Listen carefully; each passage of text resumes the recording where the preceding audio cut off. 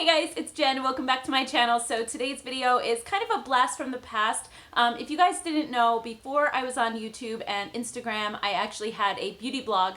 I started it back in 2009 and it was called the Budget Beauty Blog. So for any of you guys out there who used to read blogs, you may have been reading my blog and didn't realize that that was me.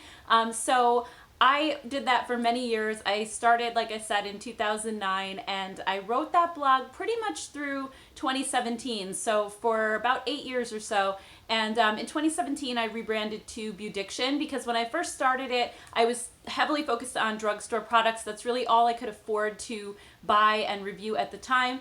And then as I got a new job, I started making more money, I got married, I was able to buy some higher end products, and you know, I did review those from time to time, but I still had a drugstore focus. The problem is every time I tried to review a higher end product, I caught a lot of flack for it. People started saying, hey, this isn't, you know, a budget product. Why are you reviewing this Too Faced palette or whatever it was? So in the end, I decided to just rebrand to Beaudiction, so it kind of just covers everything, but I still kept a focus on drugstore products. So then my readership kind of declined as people stopped reading blogs for the most part, and I shifted over to Instagram and finally to YouTube. But anyway, I do keep up the domain name on that blog, so I got an email to renew it the other day, and that made me go to the site and actually start looking at it a little bit. I hadn't visited in a long time, and I started reading some of my very first posts. I was just curious as to what they were like, and this idea came to me that maybe I would just go through those older posts and find a full face of products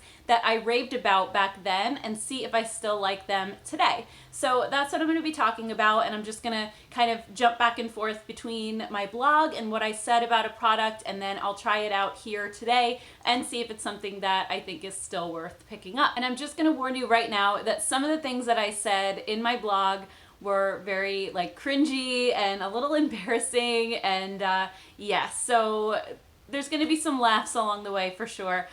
So anyway, without further ado, let's just jump right in. All right, so first up, let's start with primer. And on February 15th, 2010, almost 9 years ago now, I found the L'Oreal Magic Perfecting Base. This had just launched here in the US, and I found mine at my local Walgreens. And basically the packaging said that the L'Oreal Paris Studio Secrets Smoothing Resurfacing Primer is inspired by professional makeup artists. This primer masks wrinkles and uneven textures in the skin, making the complexion feel smooth and soft with a remarkable velvety touch. So then in my review, I went on to say, the product is a baby pink color and has a fluffy, marshmallowy texture, unlike other primers that have a silicone-like feel.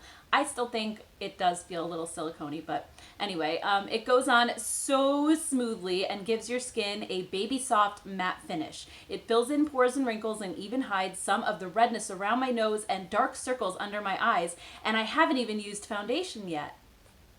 When I did use foundation, I used about 1/3 of the amount I usually use, in part due to the smooth surface and also because I didn't need it in some areas.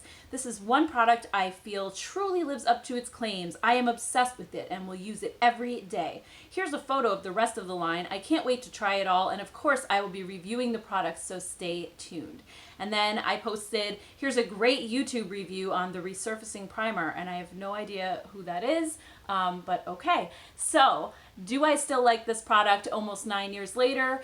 Yes, absolutely 100%. I actually had this product in my collection already. I've repurchased it. Every single time I've run out, I've repurchased it since that review. So my jar is actually almost gone, and I'm almost in need of another jar at this point.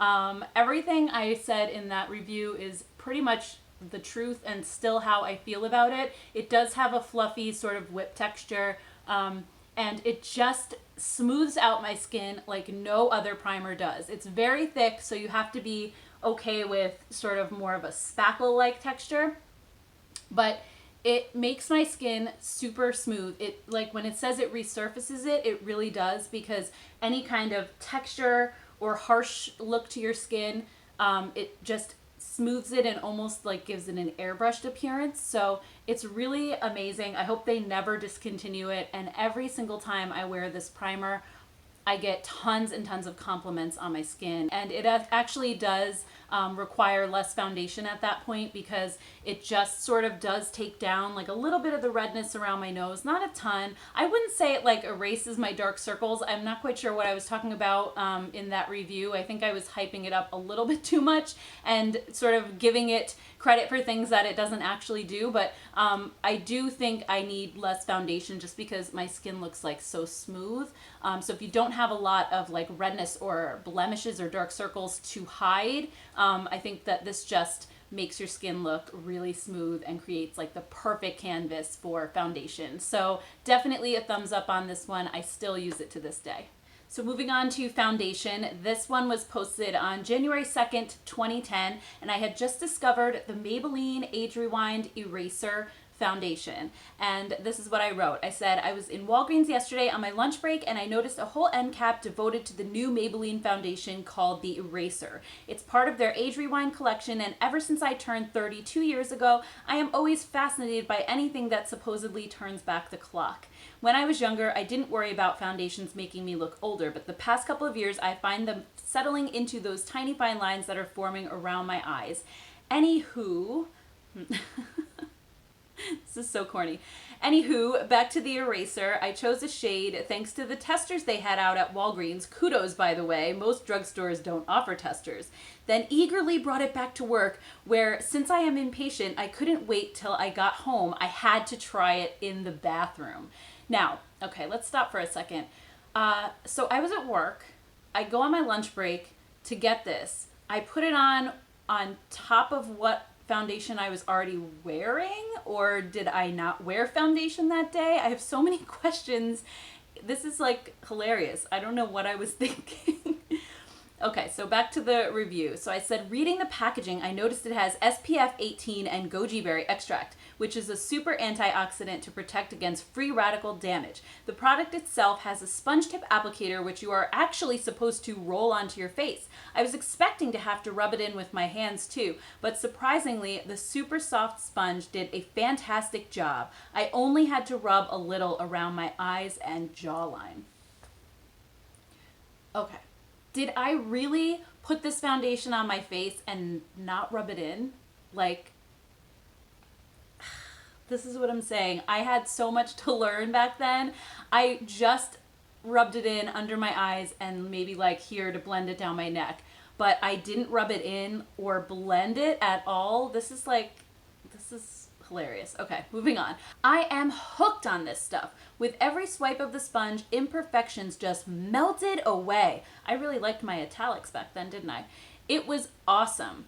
Unlike regular foundation, this stuff is weightless, almost disappearing into your skin right away rather than sitting on top. The eraser is the perfect name for this product because I literally felt like I was erasing things. I just rubbed the sponge over red splotches and they were gone. Same thing with dark circles. Amazing. You must try this stuff. FYI, those of you with very oily skin may not like it as much. It definitely adds moisture, but my dry skin loves that.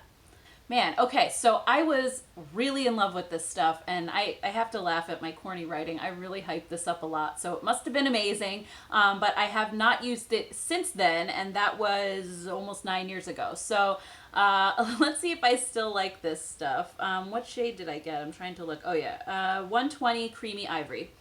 All right, so let's take a look. I do really like the concealer of this, which I will get to actually next. But this does have a really, really lightweight feel to it. It feels like nothing on my skin. But yeah, you definitely have to rub this in. Absolutely.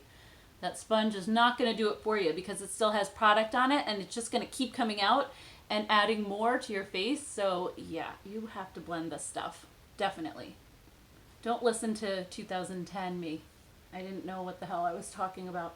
But it does feel really, really nice. It's going on so smooth. It is covering nicely. I wouldn't say it's full coverage. It's probably like a medium coverage. But it does feel really weightless. My skin feels really nice, really smooth.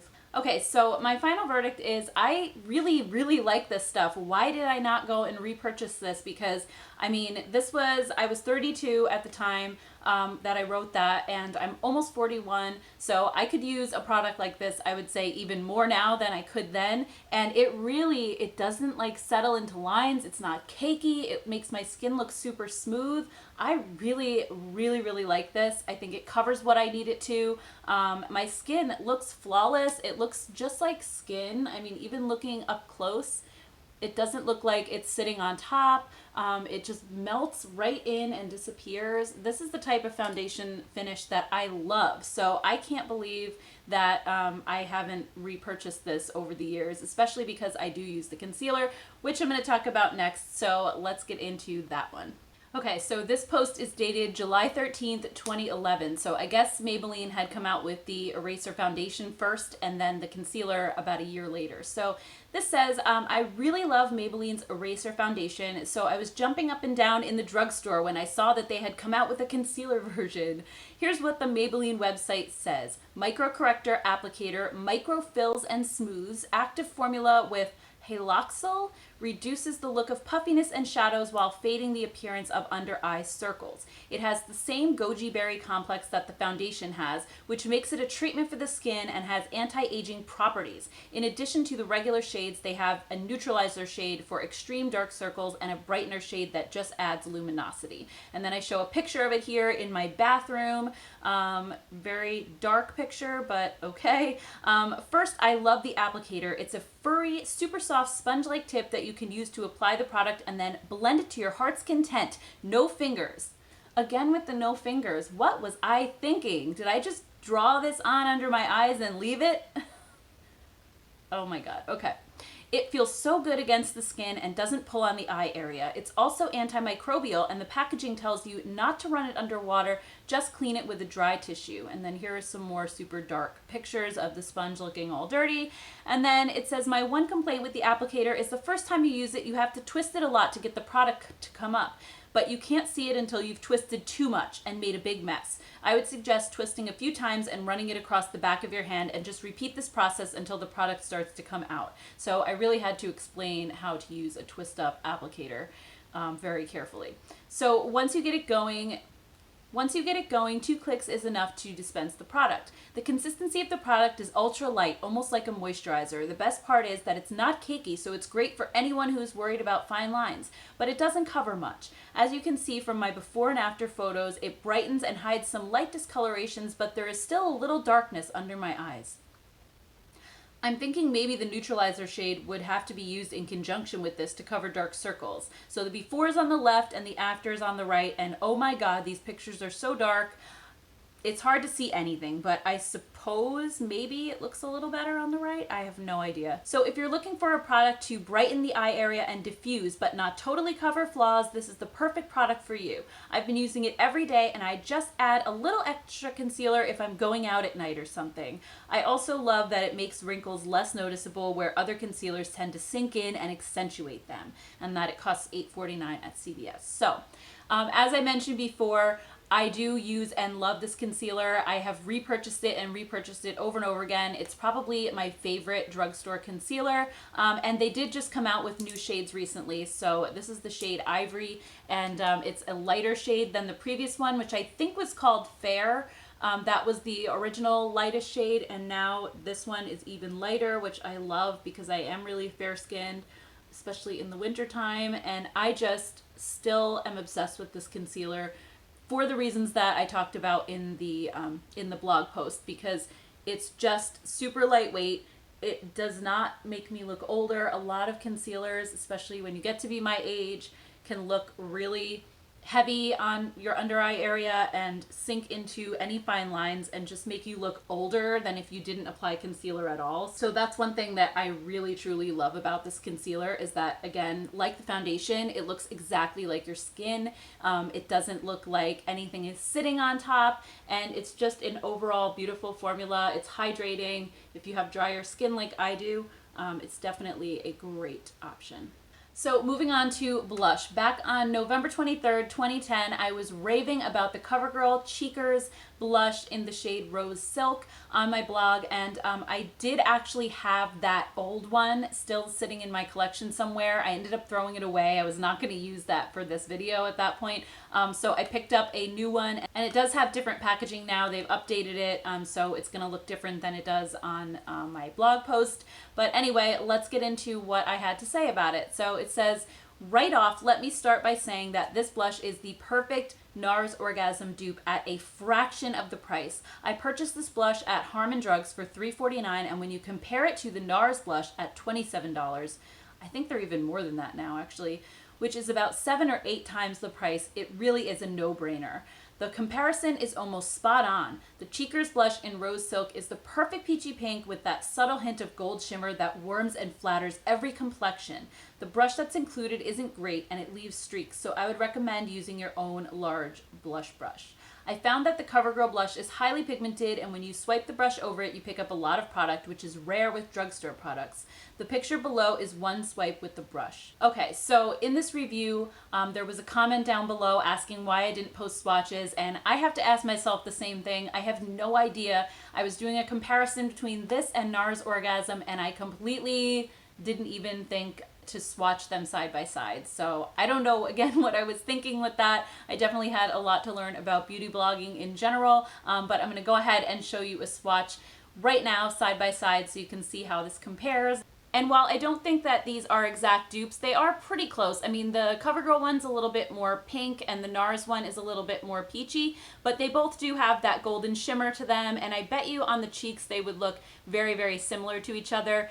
In the pan, they actually look way closer than they do swatched. But anyway, let's go ahead now and just apply the CoverGirl blush. I remember really, really liking this shade, so I think it's gonna be really pretty. Yeah, that is so pretty. I love how glowy it is, but it's not like so glowy that I feel like it's drawing attention to my pores. It just looks kind of like I can skip highlighter, like it's just, you know, that really pretty glow. It's very refined shimmer, so it's not chunky or it doesn't look super glittery on the cheeks, which is really nice.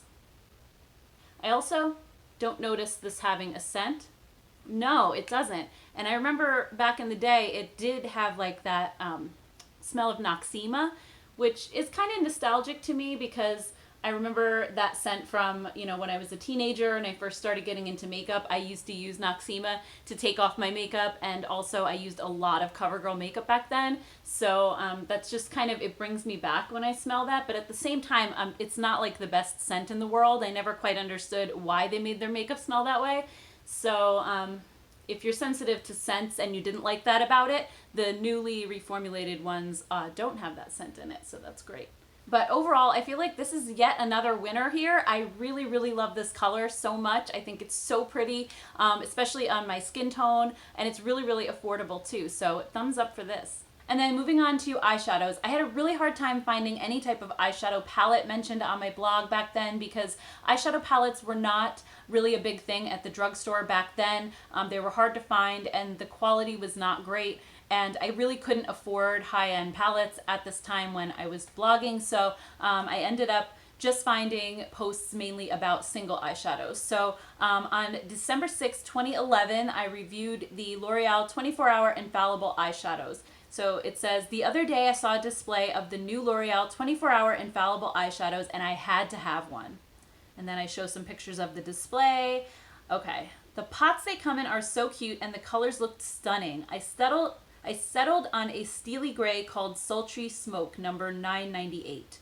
I don't know why, but back then I pretty much only bought gray eyeshadows. That was sort of my go-to color. I loved cool tones. I still do like cool tones, but I've definitely learned to love warm tones now that I'm older. But back then I gravitated towards only cool tones, and usually it was either a taupe or a gray if I wanted to buy one color.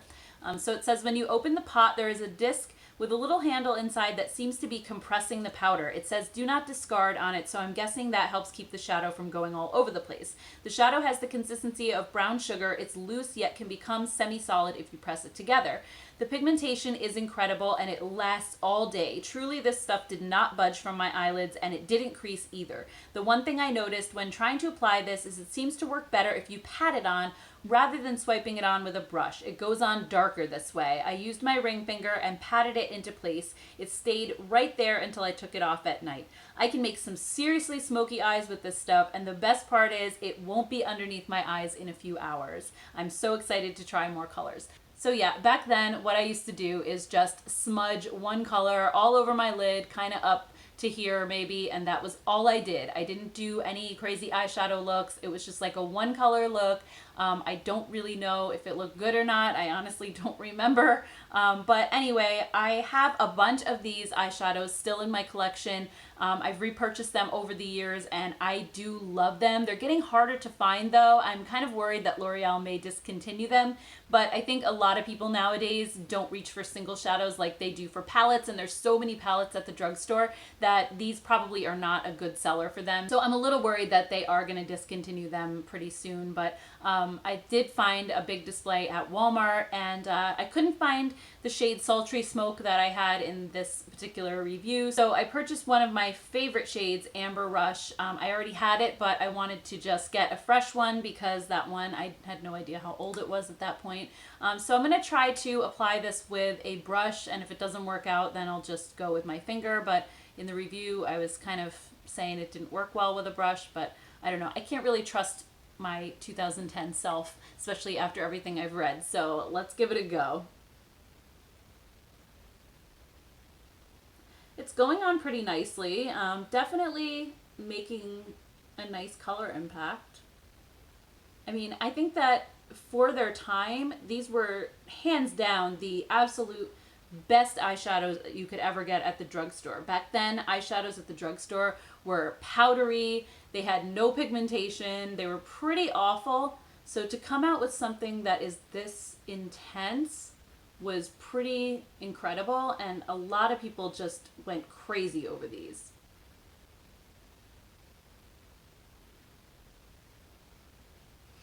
I think it applies just fine with a brush. I mean, it looks really pretty. I love this color so much. It's gorgeous. Yeah, I mean, I can apply the other eye with my finger and see if there's a difference, but I really don't think...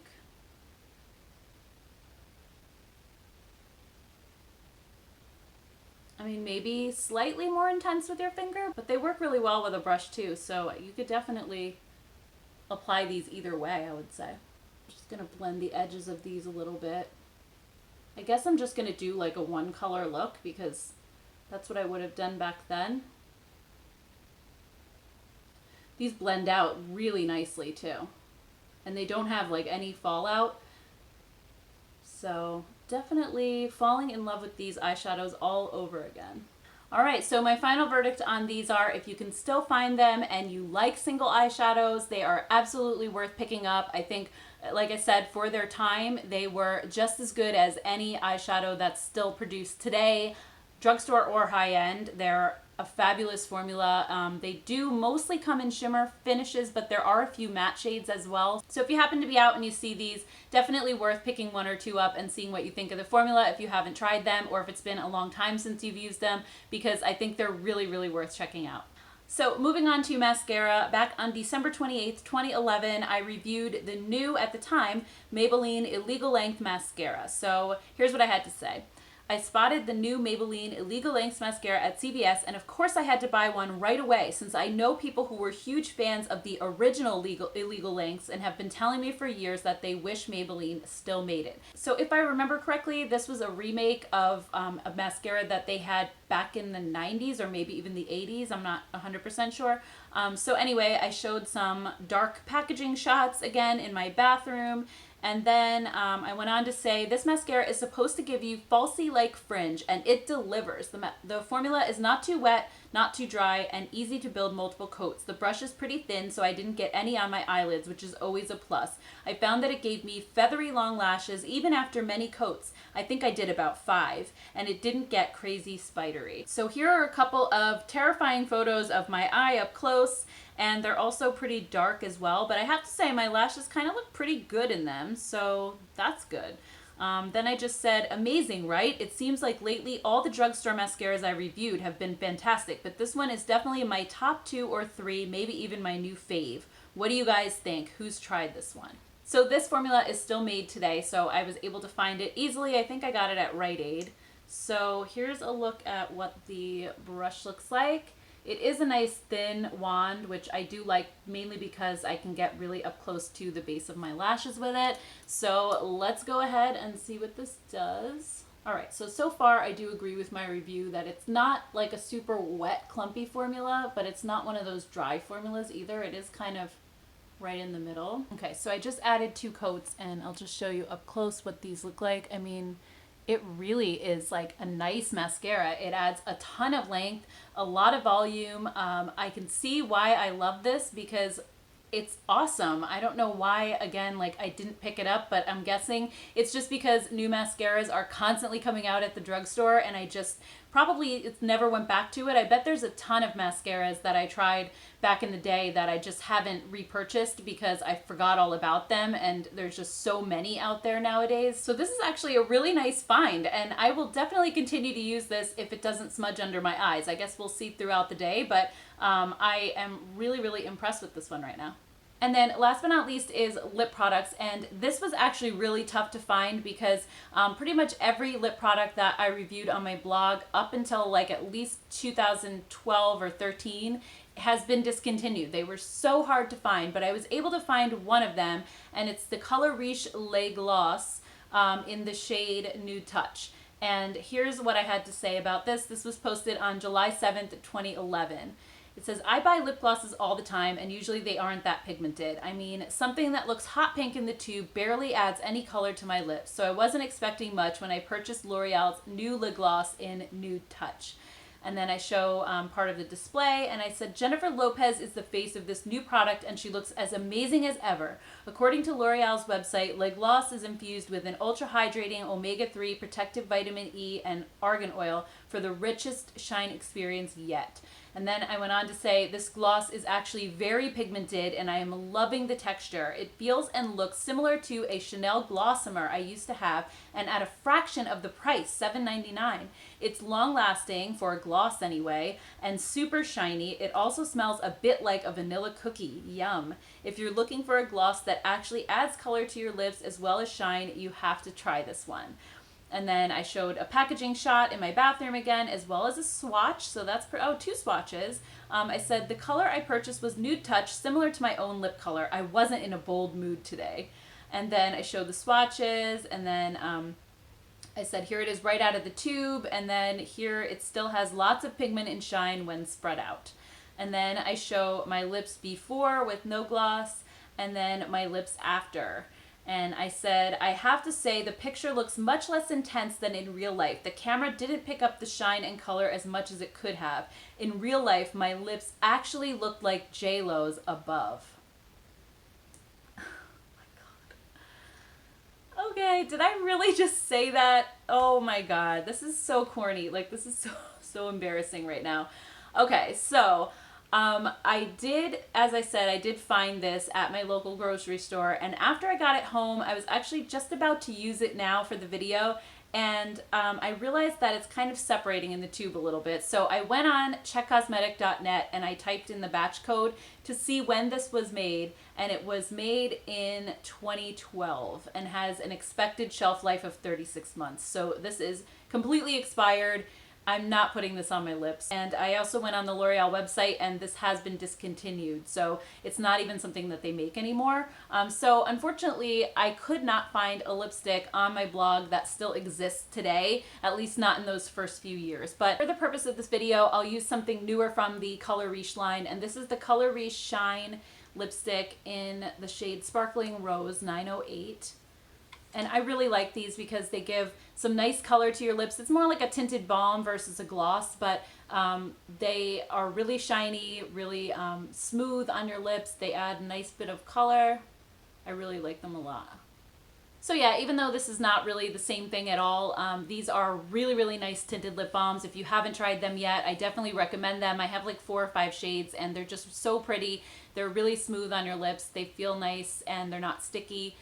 So definitely recommend these. All right, so overall, I am really pleasantly surprised that I still like all of these products that I liked way back when. And in a way, I'm surprised, and in a way, I'm not, because I'm still the same person and I still have the same like skin type and preferences and things like that. But at the same time, I have tried so many products since then, and things have just continued to improve, especially at the drugstore. So I feel like these are really hidden gems that nobody talks about anymore, but the quality is still really good and up to today's standards. I mean, every single thing in this look that I did today, I would definitely wear and recommend without hesitation. So even though my blogging skills and definitely my makeup skills left a lot to be desired back then, I still chose some really great products and I would absolutely wear any of these today, no question. So anyway, guys, I'd love to hear what you think in the comments below. Let me know if you've tried any of these products or what older products you still wear after all this time. I'd love to hear about it. And also, if you like this video, please give it a thumbs up. And don't forget to subscribe to my channel so that you'll be notified of future videos. Thank you guys so much for watching. I'll see you next time.